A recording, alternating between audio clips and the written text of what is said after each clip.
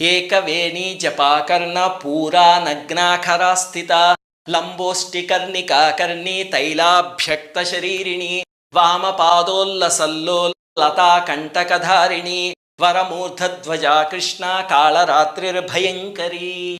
ఇది ఆ తల్లి యొక్క ధ్యాన శ్లోకము, మంత్రపూరితమైన శ్లోకం.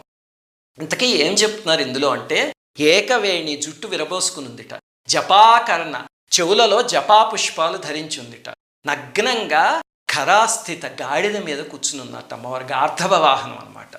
లంబోష్టి అంటే పెద్ద పెదవులు, కర్ణికాకర్ణి పెద్ద చెవులు, తైలాభ్యక్త శరీరిణి నూనెతో స్నానం చేసిన శరీరంట. వామపాదోల్లసల్లోహల్లతా కంటకభూషణ అంటే ఎడం పాదాన్ని కిందకి వదిలేసి కూర్చునుండి ఒంటి మీద లోహంతో చేసిన ముళ్లతో చేసిన ఆభరణాలు పెట్టుకున్నారు. అంటే కంఠాభరణాలు కానీ చెవులకు పెట్టుకున్న